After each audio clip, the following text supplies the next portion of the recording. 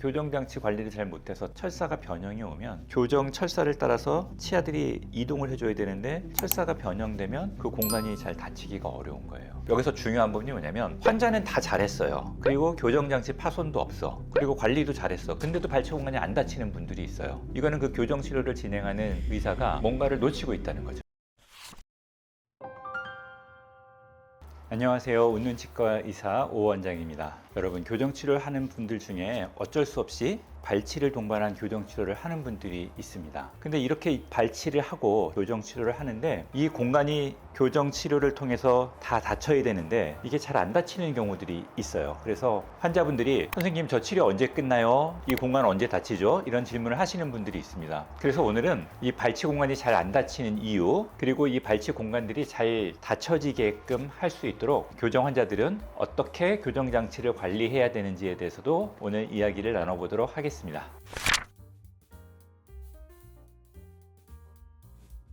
발치를 동반한 교정치료를 진행할 때 이 발치 공간이 닫히는 원리에 대해서 어느 정도 이해하고 계셔야지 여러 가지 관리나 주의해야 할 점들 또는 또 피해야 될 점들에 대해서 우리가 잘 지킬 수 있겠죠. 이 발치 교정을 진행하는 것은 기본적으로 시간이 오래 걸립니다. 발치 공간을 통해서 치아들이 이동되어서 그 발치 공간 앞과 뒤에 있던 치아들이 발치 공간 중간 어디선가 만나서 그 발치 공간이 닫혀서 교정치료가 진행되는 건데요. 치아에 일정한 힘을 가하게 되면 치아가 잇몸뼈 안에서 치아 뿌리와 함께 이동한다는 거죠. 이런 상황에서 우리가 주로 이동시키려는 치아가 있고요. 또 이런 이동시키는 치아를 당기기 위한 버팀목으로서의 고정원 역할을 하는 치아가 있습니다. 그래서 이동시키려는 치아와 고정원 치아 간의 작용과 반작용의 원리에 의해서 발치 공간이 닫혀지게 됩니다. 그러니까 이동시키려는 치아가 후방으로 충분히 이동해 오려면 버티는 치아가 뒤쪽에서 단단히 잡아줘야 된다는 거죠. 이러한 과정을 통해서 발치 공간이 닫히게 되고요. 뒤쪽에 있는 고정원 치아도 반작용으로 어느 정도는 발치 공간 쪽으로 이동을 하게 됩니다. 그래서 발치 공간 그 중간에 있는 어떤 한 지점에서 우리가 이동시키려는 치아와 고정원 치아가 만나게 되는 거죠. 그렇게 됨으로써 발치 공간이 닫히게 됩니다. 치아가 그냥 보면 이렇게 쭉 따라서 이동하는 것 같지만 그 브라켓과 철사 사이의 유격이라고 있거든요. 그 간격을 따라서 치아가 똑바로 이동하는 것이 아니라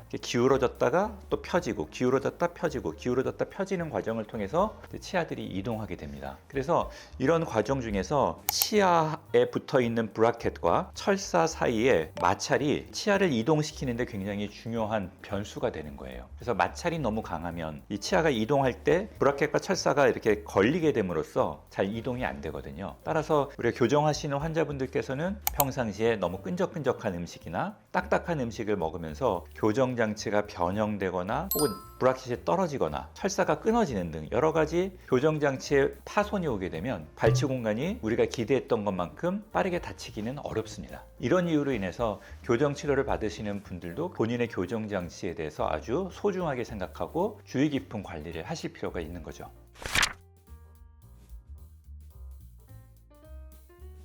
이 환자의 경우에는 돌출입 때문에 우리가 송곳니 뒤쪽에 있는 작은 어금니, 두 번째 작은 어금니들을 발치하고 교정치료를 진행한 사례입니다. 교정장치를 먼저 부착을 했고요. 그런 이후에 송곳니 바로 뒤에 있는 첫 번째 작은 어금니들을 양쪽으로 발치를 했습니다. 발치를 하고 난 이후에 철사가 순차적으로 굵기나 재질 등의 변화가 오면서 발치 공간을 닫기 위한 준비를 하게 됩니다. 발치 공간을 닫아가면서 30% 정도 줄어든 모습들을 확인할 수 있고요. 더 시간이 지나면 발치 공간이 80% 정도 줄어든 모습이 됩니다. 그리고 거기서 더 시간이 지나면 발치 공간이 완전히 닫히게 되고 우리가 교정장치를 제거하면서 교정치료가 종료되게 됩니다. 그래서 약 2년 정도 되는 시간 동안 발치 공간이 순차적으로 닫힌다는 거예요. 그럼 만약에 그 세 번째 사진쯤에서 교정장치가 변형이 오거나 파손이 되면은 그 상태에서 멈추는 건가요? 그렇죠. 만약에 이제 현재 요 단계 정도 되면 1년 전후 정도 진행된 상태라고 볼 수 있는데요. 이런 상태에서 교정장치가 떨어졌거나 혹은 철사가 변형이 오면 다시 2단계를 못 가요. 2단계에서 바로 못 하고 다시 전 단계나 전전 단계로 돌아가서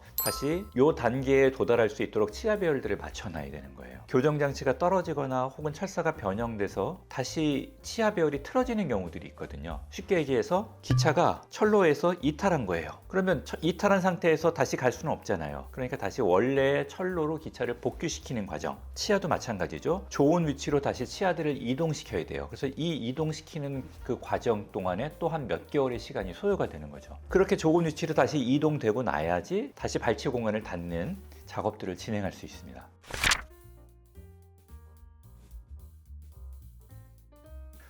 그런 경우도 있고요. 대개 그런 경우보다는 발치 공간이 잘 안 닫히는데 봤더니 교정장치가 떨어져 있거나 봤더니 철사가 변형되어 있거나 이런 부분들이 있고, 그래서 이런 것들을 환자분들이 철사가 변형됐는지 안 됐는지를 본인은 알기가 좀 어려울 수 있거든요. 우리가 이제 정기적인 교정 치료를 통해서 한 달에 한 번씩 치과에 가서 체크를 받을 때 장치들의 파손이나 변형이 있는지 없는지들을 이제 확인을 하고 그 상태에서 계속 발치 공간을 닫기 위한 교정력을 가하게 됩니다. 막 6개월 있다 오고 막 그러면 안 되죠. 그러면 이제 아까 얘기한 것처럼 기차가 철로에서 이탈을 했는데 6개월씩 힘을 가하게 되면 다른 방향으로 가는 거죠. 치아도 동일하게 우리가 원하지 않는 위치로 치아가 이동될 수 있습니다. 그래서 교정 치료를 받는 분들이 치과에 정기적으로 방문해서 점검을 받는 것은 굉장히 중요한 일입니다.